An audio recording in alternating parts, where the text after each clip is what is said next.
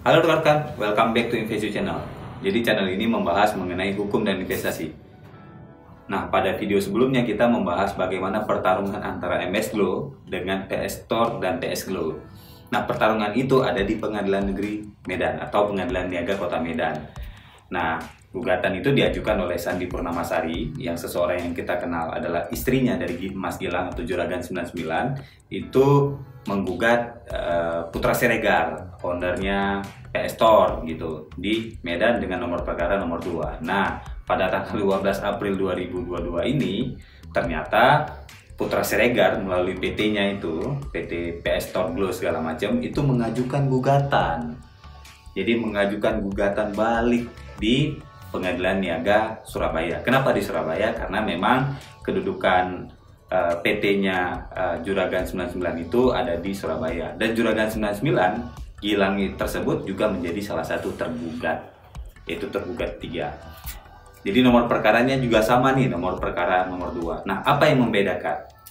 Kalau kita lihat dari SIPP, dari petitun mereka adalah, kalau yang gugatan di Medan ini bicara mengenai PS Store dan PS Glow itu dihapus melalui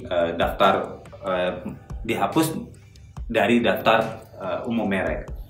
Jadi gugatan lebih ke gugatan pembatalan, tidak ada gugatan ganti rugi. Nah, yang di Surabaya ini justru gugatan ganti kerugian. Jadi PS Store dan PS Store Glow, ya PS Glow dengan PS Store Glow itu mengajukan gugatan ganti kerugian senilai 360 miliar terhadap PT-PT-nya Gilang, istrinya, dan ada nama Titis dan Sheila. Jadi ada 6 orang tergugat di kasus nomor 2 tersebut yang ada di Pengadilan Niaga Surabaya. Jadi kalau kita melihat di gugatan balik nih, serangan balik yang dilakukan oleh PS Store atau PS Glow itu, mereka tidak berbicara mengenai cancellation, jadi pembatalan merek, tidak. Mereka murni bicara mengenai gugatan ganti rugi. Nah, di sini ada satu hal yang menarik yang sebenarnya ingin kita sampaikan ke teman-teman.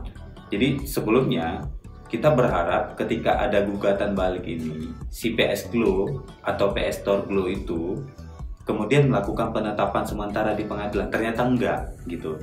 Kenapa sebenarnya itu harapan? Nah, kalau memang pertarungannya cukup serius dan diyakini menang, harusnya ini mengajukan penetapan sementara di pengadilan. Jadi penetapan sementara itu kan prosesnya sangat singkat ya. Jadi 2 hari, 7 hari sampai dilakukan penetapan. Tetapi yang namanya penetapan sementara ini, dia harus menyertakan sejumlah uang sebagai jaminan.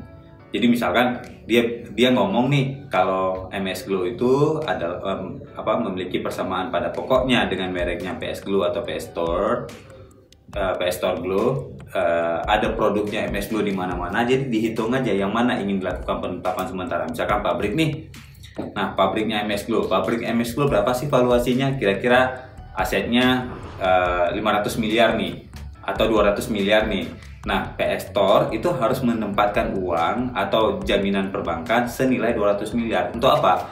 Kalau nanti ditolak terhadap penetapan sementaranya, maka uang itu harus diberikan kepada MS Glow.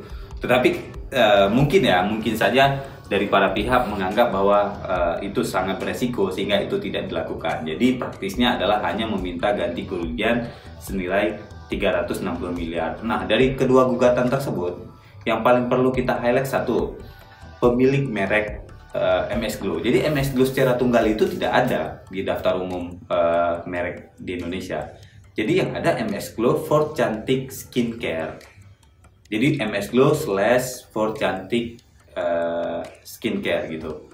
Nah, artinya MS Glow secara kata-kata tunggal itu tidak ada. MS Glow for Men ada. Bahkan Gilang sendiri pernah mendaftarkan MS Glow for Men, itu ditolak oleh DJKI karena dia daftar atas nama perorangan gitu. Nah, artinya apa? Artinya meskipun kita merasa bahwa terkadang itu mereknya kita, ketika kita melakukan pendaftaran sebelumnya atas nama PT, maka kalau tidak ada peralihan kita daftar atas merek kita, tidak ada surat di tanggapan itu kita memberikan bahwa itu adalah perusahaan kita dan seterusnya, maka bisa saja kita ditolakkan. Itu jadi catatan penting nih buat teman-teman yang sebelumnya mungkin mendaftarkan merek atas nama PT, tetapi kemudian menganggap bahwa saya lebih terkenal daripada perusahaan saya mendaftarkan dengan nama saya sendiri, bisa ditolak loh. Nah itu hati-hati juga untuk yang baru ingin melakukan pendaftaran. Jadi dari dua gugatan ini sebenarnya kalau kita lihat, dua-dua ini adalah merek yang terdaftar.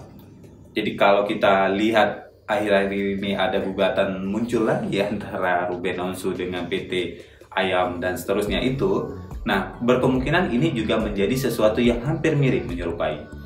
Nah, kalau yang MS Glow ini, MS Glow dengan PS Store Glow. Nah, PS Store Glow ini lebih kepada utilisasi ganti kerugian. Nah, meminta kerugian terhadap ke-6 orang. Jadi, apakah semua orang itu dapat bertanggung jawab dan melakukan pembayaran sejumlah yang dia minta? Belum tentu. Nah, pengadilan nanti akan membuka apakah ini memenuhi atau tidak memenuhi, hakim akan menentukan itu. Nah, paling enggak kalau dilihat dari siapa pemilik merek sebenarnya, pihak tergugat sebagai pemilik merek, maka dia yang punya potensi. Ya, potensinya bisa saja dia melakukan pembayaran atau dia bisa melakukan rekovensi untuk mendapat keuntungan lagi. Jadi yang namanya orang digugat juga melakukan pembelaan toh.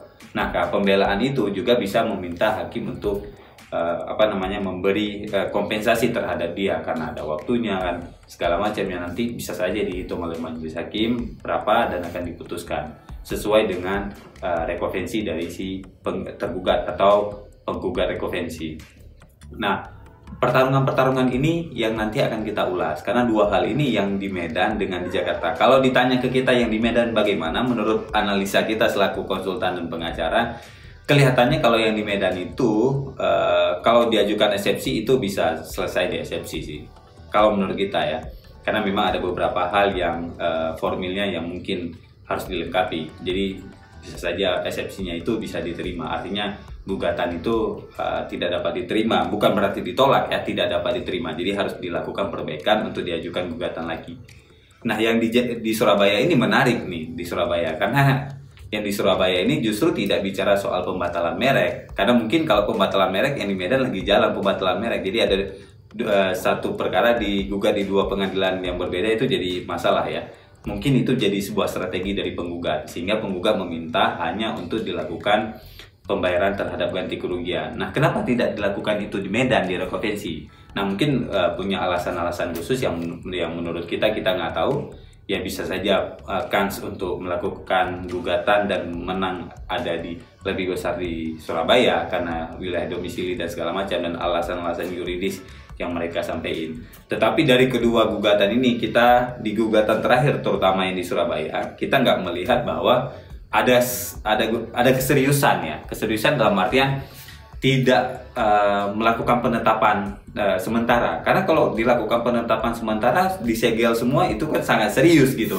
Sehingga apa? Sehingga ya ini mungkin juga dihitung oleh para pihak yang sedang bertarung. Kalau itu dilakukan otomatis dalam hal penetapan sementara itu dibatalkan oleh majelis. Jadi ya uang sejumlah itu harus dikasih ke pihak yang ditetapkan sementara. Jadi kalau PS Glow atau PS Store Glow yang mengajukan, otomatis PS Store Glow itu uangnya itu harus dibayarkan ke MS Glow karena MS Glow sudah menderita sekian lama nggak bisa produksi. Nah, mungkin ini terlalu beresiko, maka para pihak tidak melakukan itu. Nah, di sisi yang lain, berdasarkan gugatan ini kita nanti akan pantau dalam artian mengikuti pertarungan ini. Yang mudah-mudahan ini jadi pembelajaran buat kita semua agar kita tahu bahwa yang namanya merek ini adalah bicara soal aset. Jadi jangan dianggap remeh. Jadi mentang-mentang merek dibayar cuma berapa, nggak seberapa, tapi itu bisa merusak seluruh bisnis Anda. Ini sudah terbukti di banyak-banyak merek yang lain. Beberapa di antaranya sudah putus dan ini sedang jalan. Dan bayangkan dengan satu brand saja, MS Glow. MS Glow kan banyak, ada MS Glow Foam Man dan segala macam. MS Glow aja dengan PS Glow bertarung untuk sesuatu yang angkanya juga fantastis, 360 miliar. Demikian video singkat kami, semoga bermanfaat. Salam Investo.